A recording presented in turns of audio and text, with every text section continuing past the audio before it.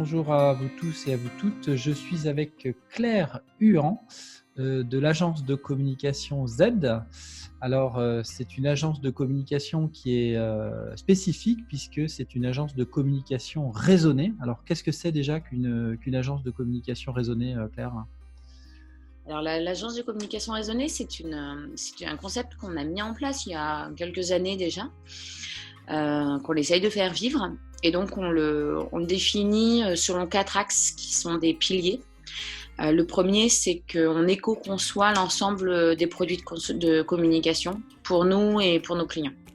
Donc, on réfléchit systématiquement à l'empreinte environnementale des objets de communication et des actions de communication qu'on va mettre en place, que ce soit pour les objets numériques, digitaux, parce qu'aujourd'hui, cette année, par exemple, on va porter la sobriété numérique, et que ce soit aussi pour les impressions ou tout autre canal de diffusion. Ensuite, le deuxième pilier qui nous tient très à cœur, c'est l'intelligence collective.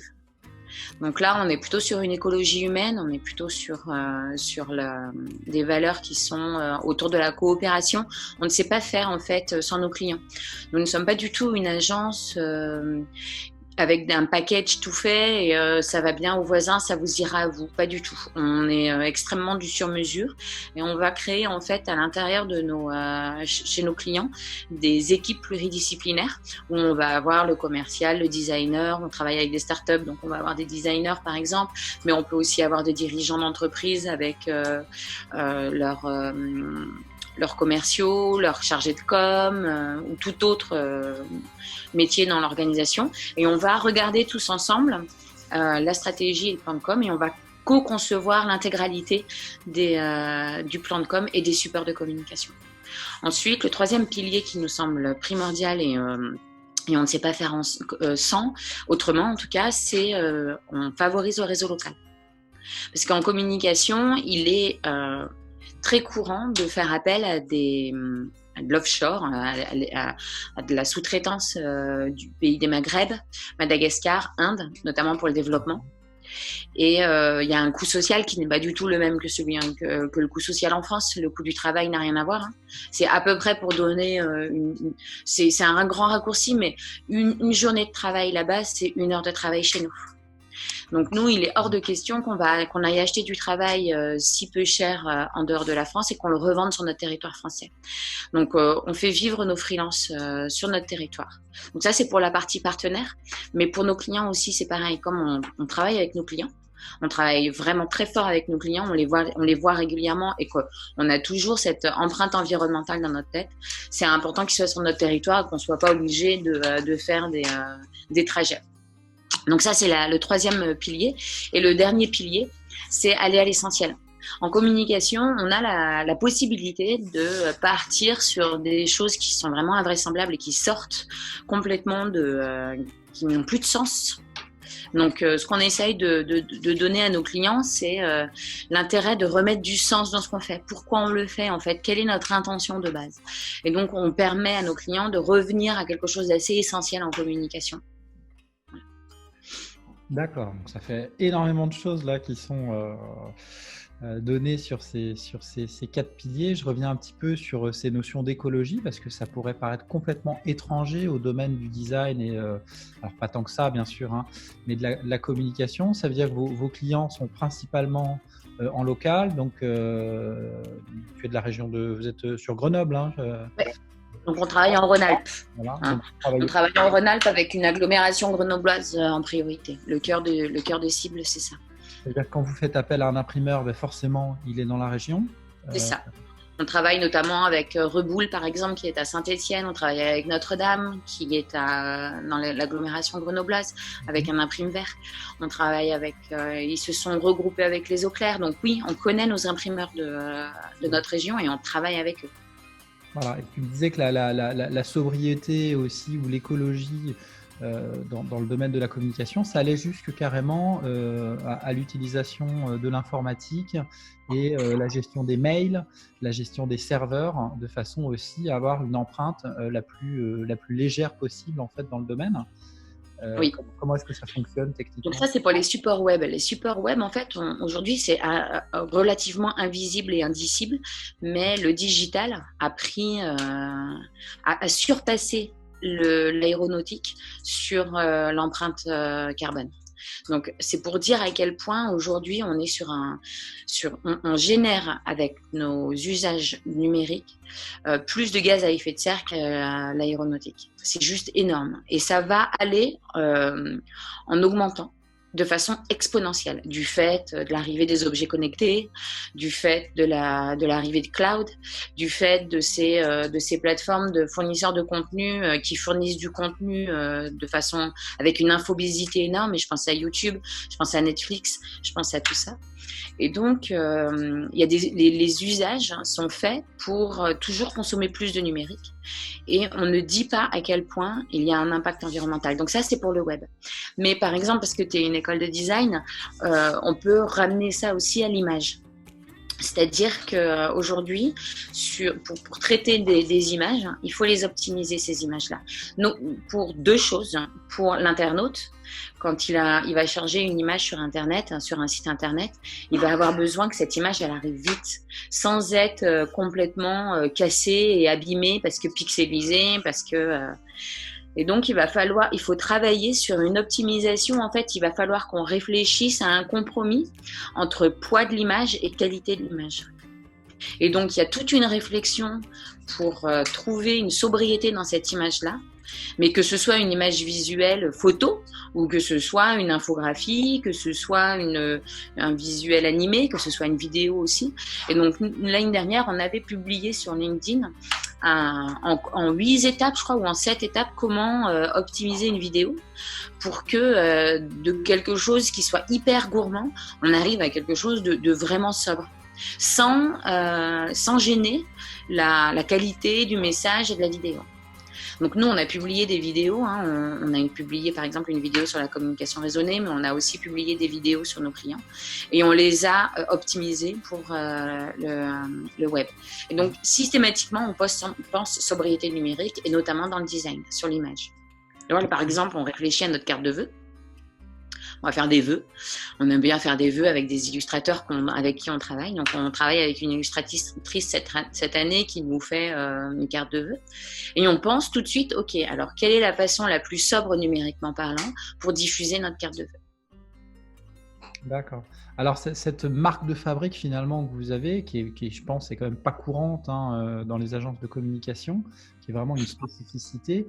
Comment vos clients réagissent par rapport à ça ? Comment est-ce qu'ils perçoivent tout ça ? Comment est-ce qu'ils reçoivent en fait votre message et votre façon Alors, il y a 2 entrées chez nous. Il y a une entrée écologique et une entrée économique. Du fait de la sobriété, on permet à nos clients d'arriver sur des solutions qui sont moins chères. Donc, il y a quelque chose d'intéressant là-dedans, c'est que comme on cherche systématiquement la sobriété, on va chercher des hébergeurs qui sont sur le local et qui vont offrir. Et nous, donc, on achète des serveurs et on va donner à nos clients l'espace nécessaire. Donc, ils ne vont pas avoir à acheter l'ensemble de l'offre. Ils n'achètent que l'offre dont ils ont besoin. Et on la fait augmenter au fur et à mesure. Donc, il y a un esprit économique là-dedans. Le double effet qui se coule, c'est que c'est aussi écologique. Donc, ça, c'est une première entrée. Après, il y a l'entrée qui est d'abord écologique. Et on se dit, OK, moi, j'ai pas envie, par exemple, là où j'étais au CJD, donc mercredi, il y avait 300 dirigeants d'entreprises en face de moi, qui ont tous des sites Internet.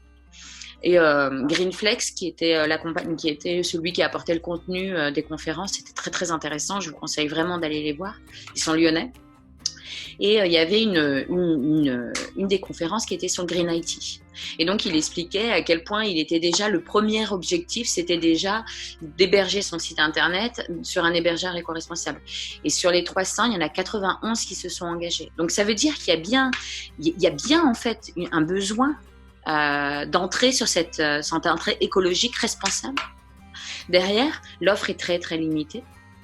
Donc, en fait, il ne s'agit pas de trouver quelqu'un qui fait du Green IT. Il existe, nous par exemple, on a PHPNet, on a Eolas sur notre territoire qui fait de l'hébergement responsable. Mais c'est surtout comment on va l'utiliser, en fait, et qu'est-ce qu'on va utiliser, comment on va l'utiliser. C'est surtout sur l'usage. Et nous, on apporte cette couche-là d'usage et de raison, en fait. C'est pour ça que ça s'appelle raisonner. C'est-à-dire qu'on utilise les outils qui existent, mais on les utilise raisonnablement. Alors c'est très intéressant tout ce que tu dis, parce que je pense que c'est vraiment, il y a un appel d'air en fait pour travailler de cette façon-là, et de dire justement aux futurs designers qu'il faut qu'ils aient cette conscience écologique, que c'est pas uniquement du blabla ou un discours, que c'est d'une part voilà, c'est citoyen comme démarche, et d'autre part les entreprises vont être demandeuses de plus en plus de ce type de pratique. Alors, je pense que le marché va s'ouvrir là-dessus, mais de plus, il y a aussi une réglementation. C'est-à-dire qu'on va vers… Moi, je travaille… Donc, mes clients sont l'économie sociale et solidaire pour beaucoup, hein, donc très à l'écoute de ce type d'arguments. On a les startups qui sont aussi très à l'écoute, parce que, surtout sur l'intelligence collective, parce que très souples et ils ont besoin de souplesse. Et on a les institutions. Et les institutions publiques, il va y avoir une réglementation pour que les institutions publiques n'achètent que des objets, des supports du conseil éco-conçu. Il va y avoir une obligation de dépenses publiques sur des prestations éco-conçues. Donc, ça n'est pas une lubie d'écologistes, ça n'est plus ça aujourd'hui. Aujourd'hui, c'est une lubie de dirigeants d'entreprise ou de freelance qui doivent qui vont avoir soit une innovation aujourd'hui parce que c'est encore innovant. On est encore dans cette vague d'innovation parce que, par exemple, un designer nous, on cherche. Aujourd'hui, on cherche à recruter 2 personnes. On cherche à recruter un développeur intégrateur et un infographiste web designer qui vont faire de l'éco-conception. On ne trouve pas. Aujourd'hui, dans les écoles, il n'existe pas d'écoles qui nous fournissent des personnes qui ont réfléchi et qui se sont formées en éco-conception. Or, alors nous, on s'est positionné là-dessus. Bientôt, là, hier déjà, j'ai vu qu'il y avait quelqu'un qui faisait de la communication raisonnée. Il y a 2 jours, je suis tombée sur une agence qui vient de se créer, qui est zéro carbone. Il existe des agences éthiques, durables. Donc les mots sont différents, mais on fait tous la même chose. En fait, c'est ça. Donc on est dans cette vague-là. Si il y a un designer, un développeur, un intégrateur qui se positionne sur de l'éco-conception, donc le marché, il est peut-être petit, mais il est en pleine croissance. On est en hyper-croissance. On est en hyper-croissance. Donc, c'est quelque chose de très intéressant. Et il va y avoir un cadre réglementaire de tous les ETI, établissements d'intérêt général, public, qui vont être obligés d'acheter de l'éco-conception. Donc ça va aller de plus en plus. Il y a des places à prendre pour les designers dans ce domaine-là. Moi, je crois vraiment. J'y crois à fond. Alors, je vois que justement, tu fais l'interview depuis chez toi. Je sais que vous avez une agence en dur. Tu peux m'expliquer justement pourquoi tu es chez toi aujourd'hui ? Tout à fait. Sur la même vague. Oui, tout à fait. C'est à peu près ça. Donc, il y a 2 intérêts. Nous, on favorise le télétravail chez nous. Le premier intérêt, c'est le bien-être de l'ensemble des collaborateurs. Aujourd'hui, on est 4. On a perdu des gens en route. On est en cours de consolidation de l'équipe. On espère être dans l'idéal. Il faudrait qu'on soit 7, sinon 8, pour marcher à plein régime. Et voilà. Mais on en parlera peut-être davantage de cette équipe. Aujourd'hui, pour parler de la mobilité, on essaye de faire en sorte que l'ensemble de l'équipe puisse faire du télétravail, d'une part pour le bien-être, parce qu'on y croit, on croit qu'on est bien chez nous, on croit qu'on n'est pas… Moi, je crois que laisser la personne travailler chez soi, c'est aussi lui donner a priori de la confiance. Et ça, je crois qu'en termes de management, c'est hyper important. Et ça favorise aussi la marque employeur parce qu'on cherche à embaucher et donc il faut être attractif aussi. Faut pas se mentir. C'est aussi pour ça que je le fais. C'est de dire voilà, chez nous, venez travailler chez nous. Vous aurez aussi cette capacité de travail chez vous. Vous pouvez être mobile. Si c'est pas chez vous, si au bord du lac, c'est ok à partir du moment où vous avez la capacité d'être en connexion. Donc voilà, il y a une liberté chez nous, il y a un a priori de confiance.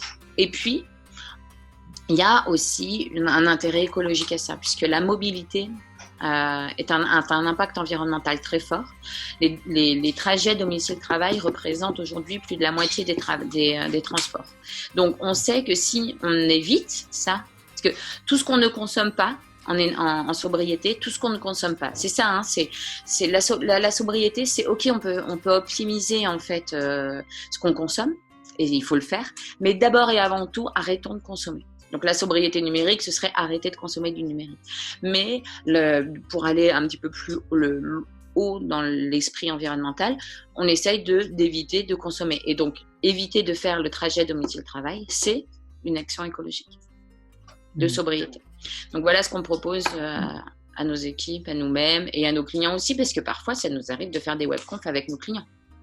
Voilà, j'allais en venir à ça parce que je pense que moi je vois dans nos étudiants, ils ne sont pas bien habitués à ça et il y a comme un a priori par rapport au travail à distance, par rapport aux études à distance, alors que je pense qu'aujourd'hui, mais c'est toi que j'ai envie d'entendre le dire, comment est-ce que vous vivez le travail à distance? Est-ce que vous arrivez à avoir une qualité de travail équivalente à distance par rapport au présentiel? Alors, je ne peux pas répondre à cette question. Pour moi, oui, mais je sais que pour Pierre, un de mes associés, il préfère être à l'agence. Il a un besoin d'être physiquement présent pour plein de raisons, mais ça ne l'empêche pas quand même de faire du télétravail. Il fait vraiment les deux. Sabine, qui est ma deuxième associée, elle a essayé de faire du télétravail et puis au final, ça lui convient pas pour des raisons plus peut-être, elle en parlerait mieux que moi, mais je crois que c'est des raisons plus d'infrastructure. La fibre n'est pas encore installée chez elle et du coup, voilà, ça la met pas dans un confort. Mais Maud, qui travaille avec nous aussi, elle aimerait bien faire du télétravail et ça lui est arrivé dans la tête au moment des grèves parce que c'était compliqué de venir au travail. Elle passait un temps fou dans les trajets et donc elle s'est dit mais ok, en fait, pourquoi je travaillerais pas de chez moi? J'ai un téléphone, j'ai un ordinateur.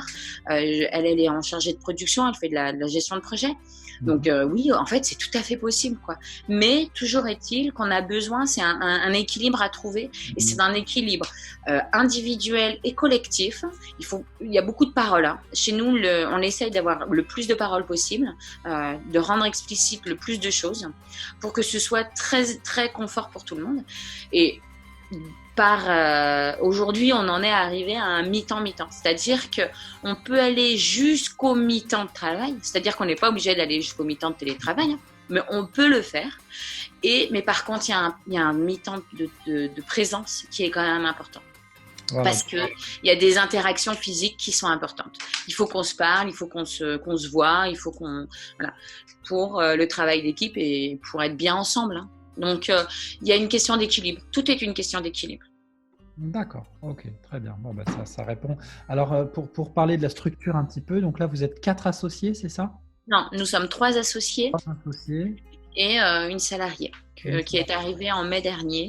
Mais quand elle est arrivée, il y avait encore quelqu'un il y avait 2 salariés en plus, donc on a été plus nombreux. Et on a du mal à garder en fait les salariés chez nous parce que on misait sur la jeunesse. Oui. Et les jeunes aujourd'hui, on le sait, hein, l'idée du travail chez les jeunes générations est différente de l'idée du travail que nous on a. Et donc ça nous oblige et d'où le télétravail hein, d'ailleurs, hein, on en vient. Il faut bouger un petit peu les lignes du travail parce qu'on ne travaille plus comme avant. Et ça, il faut le comprendre, il faut qu'on le comprenne. Donc, voilà, on forme, et puis une fois qu'ils sont formés, ils s'en vont.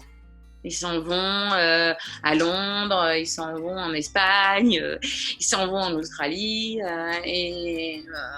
Qu'est-ce qu'on fait pour les garder? C'est pas simple. Alors, vous travaillez aussi avec des freelances, j'imagine? Du coup, on travaille beaucoup avec freelance, beaucoup. D'accord. C'est aujourd'hui, c'est comme ça qu'on travaille, on peut pas travailler autrement.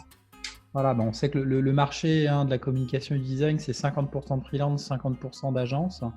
Des agences principalement sur votre structure avec 2 ou 3 associés. qui ont 1, 2, 3 salariés puis qui font appel à des freelances. Donc vous êtes vraiment dans la structure type du tissu des agences de communication qu'on trouve en France.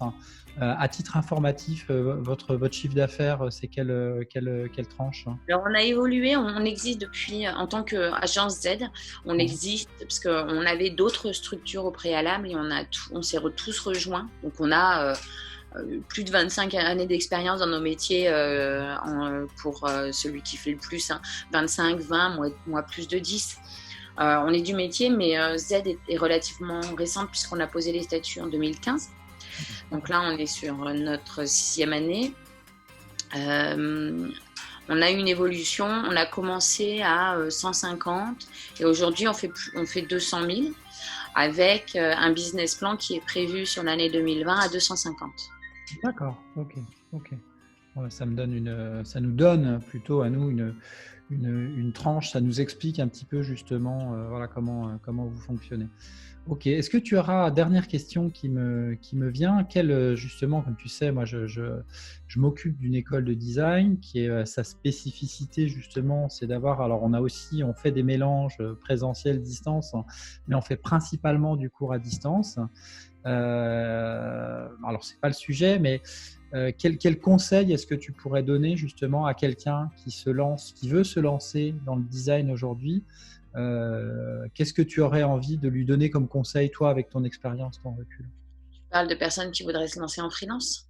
Alors, freelance ou agence, ils ont nous, nos étudiants, qui soient d'ailleurs, que ce soit des jeunes ou des personnes en reconversion professionnelle, puisqu'on a vraiment des deux, sont des gens, ils ont la fibre créative, ils savent que c'est là. Et puis, ils vont chercher leur voie dans le domaine du design, que ce soit du design graphique, du design d'espace, du design de produits. Et nous, on les accompagne là-dessus. Et j'aime beaucoup poser cette question-là aux professionnels. C'est quel conseil est-ce que tu donnerais à quelqu'un qui se lance dans ton métier? Par expérience, on a toujours l'impression qu'il faut baisser les tarifs pour pouvoir obtenir des parts de marché.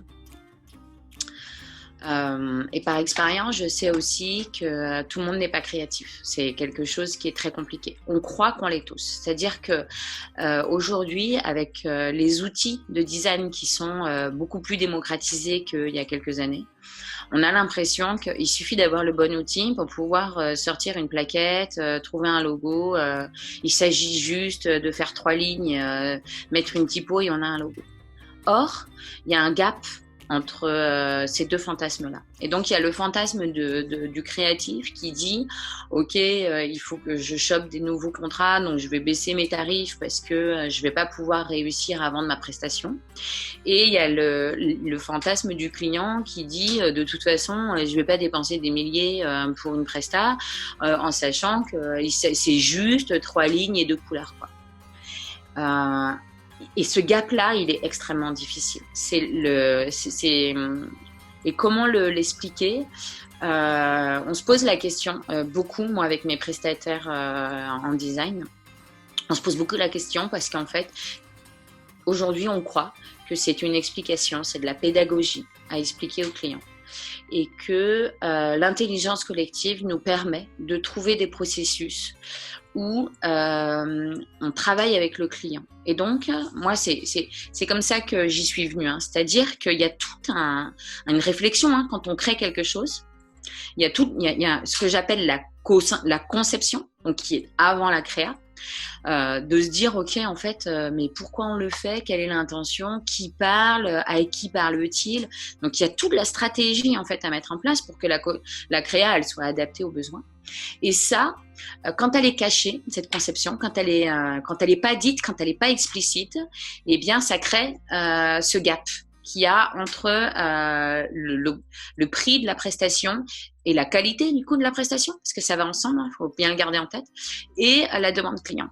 Et donc, le faire avec le client, c'est-à-dire poser les questions au client à haute voix, le laisser réfléchir, reprendre ses informations et rebondir sur ses réponses pour lui montrer ce qu'il a à voir et comment on réfléchit pour obtenir tout un tas de conceptions. Donc, rendre en fait explicite ce temps de conception, ça permet de justifier d'un tarif. Donc, C'est très complexe. Moi, je me suis formée à l'intelligence collective. C'est pas l'intelligence collective, c'est pas juste rendre explicite. Il y a tout un tas de processus et des nouveaux métiers. Mais on est dans l'innovation. On peut se former. Il existe des formations à l'intelligence collective. Et il y a un double effet qui se coule qui est vraiment intéressant. C'est-à-dire que d'une part, on donne à voir la quintessence, l'essentiel de nos métiers, qui sont la réflexion et la conception d'objets, de supports. Et après, le design est au service de ça. Et le client se sent engagé, se sent valorisé, se sent reconnu dans ses compétences parce que le client est extrêmement compétent. Il n'a juste pas la technique. Et donc nous, en tant que designer, en tant que professionnel de la communication, on a les techniques. Donc on va lui apporter la technique. Mais l'intention, le contenu, c'est lui qui l'a et on va essayer de révéler ça. Donc moi, je crois vraiment, pour être innovant et pour pouvoir avoir sa place sur le marché, c'est comme ça en tout cas que je le vends. Et c'est comme ça que ça marche aujourd'hui, pour moi. C'est vraiment de rendre explicite toute la partie conception et d'intégrer le client dès le début. Et pas, alors je rebondis un peu sur ce que tu dis parce que c'est vrai que les gens qui se lancent dans la profession ont parfois une image un peu faussée déjà c'est de cette prétendue facilité peut-être à faire les choses. La créativité, c'est quelque chose d'assez complexe à gérer. Oui. Et puis du gap, comme tu dis, entre on peut trouver des logos à 5 ou 10 euros sur Internet et pourquoi est-ce qu'un logo vaudrait 500, 1000, 1500, 2000 euros? Quelle est la différence? Voilà. C'est tout ce que tu viens d'expliquer. Et nous, les Français, forcément, notre force, elle est là, en tout cas, c'est d'aller plutôt vendre du produit de qualité, de la création de qualité, plutôt que de vouloir faire du low cost. Ouais, complètement. Moi, et en fait, c'est hyper gratifiant parce que je vais faire un petit peu de pub, mais j'encourage les personnes à aller voir notre site internet. Sur notre site internet, on a des témoignages de clients parce qu'on est persuadé qu'en fait, c'est les clients qui parlent de nous le mieux. Et ça me fait penser donc à un des témoignages où le client qui s'appelle Didascalis, auprès de qui d'ailleurs je me suis formée à l'intelligence collective et qui est notre client aussi, on a refait leur communication. Quand ils donnent leur plaquette, les personnes qui ont leur plaquette dans les mains, ils leur posent la question, mais comment avez-vous fait pour que votre plaquette vous ressemble à ce point-là? Eh bien, en fait, ils ont fait beaucoup de travail avec nous pour que le support de communication qu'on a créé, mais parce que vous verrez, c'est une plaquette qui est conçue pour la lecture, la charte graphique est conçue aussi pour la lecture et il y a une illustration qui se déroule au fur et à mesure. Eh bien, ça, c'était leur ADN. C'est comme ça et ils ont été, quand on leur a proposé ça au fur et à mesure de beaucoup de réflexions, on les a en fait habillés sur mesure. Et donc ça paye parce que quand le client il est super content, il est super fier de montrer sa plaquette et que ses propres clients, qui on appelle nous le client final, se disent waouh, mais en fait il y a un impact en fait. La communication a un impact, c'est qu'on a bien fait notre job. Et là on se dit ok, c'est bon, en fait on a compris. Et ça prouve que ça fonctionne. La satisfaction client pour nous elle est primordiale. Et qu'on est sur un travail pleinement humain. Surtout, c'est-à-dire que c'est pas uniquement le designer qui crée son petit logo, sa petite plaquette de son côté. Pour se faire plaisir, non, c'est pas ça. À la rencontre du client, de comprendre le client, de l'écouter. Oui. Et ça prend du temps. Et donc, ça coûte de l'argent. Voilà, la boucle est bouclée, voilà.